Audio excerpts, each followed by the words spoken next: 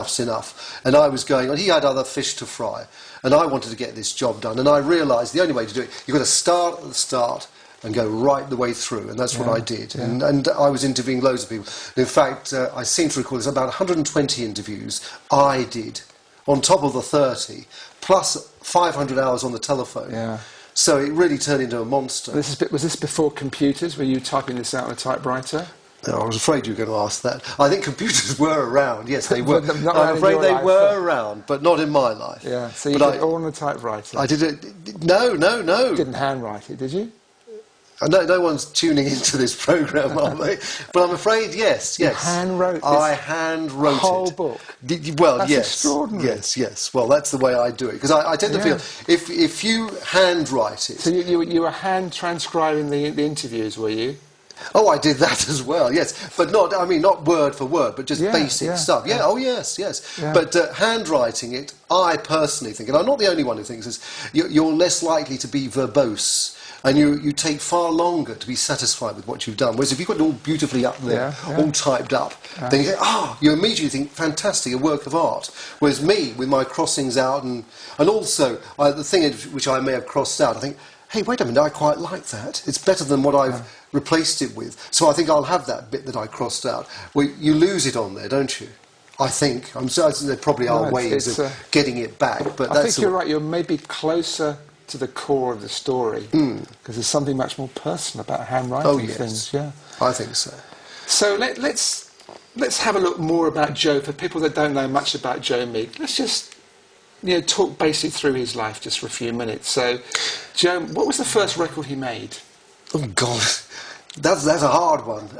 What's the first book? It's in here somewhere, I'm sure. The first record he made. I think the first record he made was going back to his early days in Newark, where he was born, and this was by a band, I believe, called the Melody Dance Band. I didn't realise it was going to be Mastermind, this programme. The Melody Dance Band, and he got this schoolgirl who later married one of his brothers. Her name was Marlene Williams, and he got her to sing over this track. And it was called Secret Love. There we are. But was it a song that Kathy Kirby had a hit with? She did, but much later, because this is going back to... In fact, it was not long after the Doris Day version, and he was very pleased with it. In fact, he was so excited he sent it in, and of course it was rejected, because, they just had the Doris Day version. And it was something that he put together on reel-to-reel. I think he had a disc cutter as well. But that was the first record he made, which was never released, and where it is now... Heaven only knows. And did he make that in a proper studio, or did he do it at home? I doubt it, but I think it was probably in a makeshift studio at home in his kitchen. That was one of the extraordinary things about Joe Meek, that basically at that time, to make a record, you went in a proper studio, you signed to a big record company, and they did everything for you. But he did it in his own way. He had this little studio in Holloway Road. Well, that's going... Now, we're going forward. Going forward. Even in the early days, he was making records at home or in a very small studio.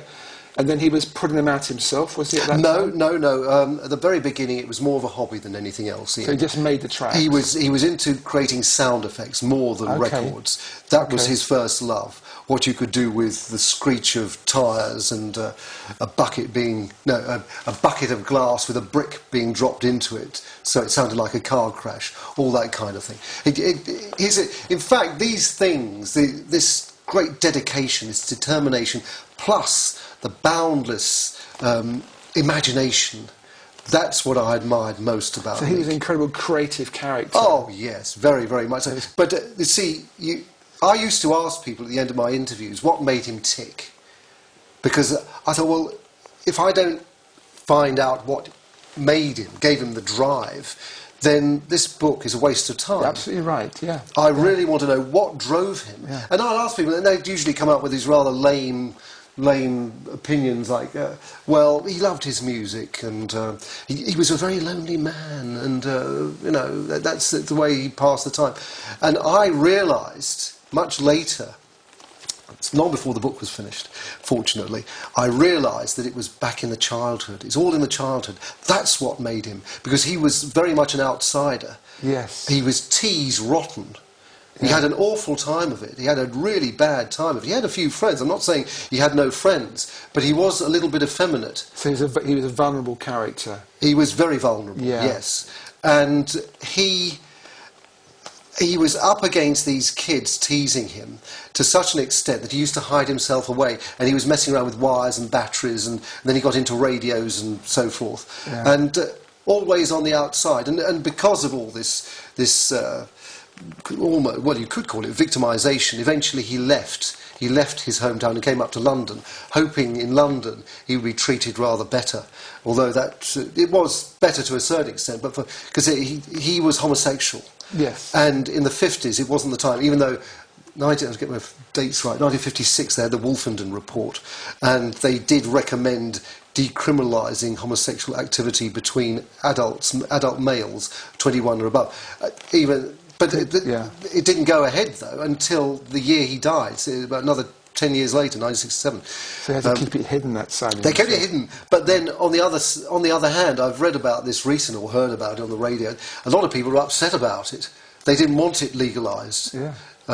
Because the fear of being caught, being arrested in gentlemen's conveniences or something, that was part of the adrenaline. I was in a play, a BBC Two play. So hang on, so people that were homosexual didn't want it legalised? Some of them. No, I'm not saying all of them. Okay. Yeah, not saying all of them. It's this adrenaline thing. Okay. And I remember I was in this play with Michael Gambon. It was about Oscar Wilde.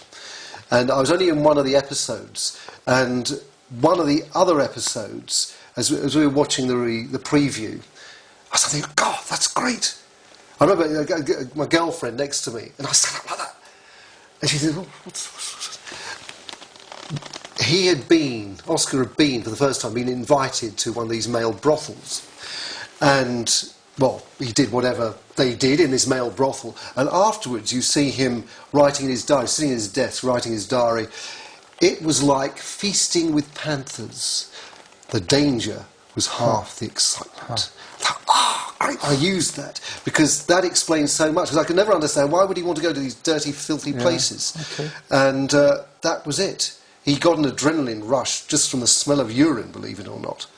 Sorry to talk about such unsavoury things, but anyway, I was trying to get into the mind. And in fact, I did try, to a certain extent, to pull his shoes on and find out what the hell was he about. What was he going on? And along the way, I was trying to draw the reader along, rather than one of these dreadful visions of a history lesson at school, a geography lesson, where the master's he's just copying it out of the book onto the bloody blackboard. God, no inspiration at all. And I wanted to do something different. I'm not saying I'm the first one to do it. I'm sure lots of people do it. But just to get you to feel the kind of things that he was feeling, what the poor bastard was going through at times. Yeah. And, I mean, sometimes I thought I wanted to hug him, give him a big hug. I thought, God, it's marvellous. That record's a fantastic record. Didn't you do well with this? Yeah. Your imagination was boundless. And then you find out about the unsavoury side, the corrupting side. As Mike Berry said, he was a corrupting influence, and he used his power for sexual gain. And those times I felt I wanted to kick him up the backside, to give him a good hard kick too.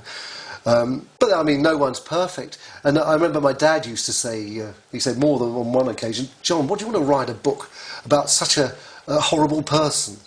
And I would say, well, Dad, who wants to read a book about a nice person? And that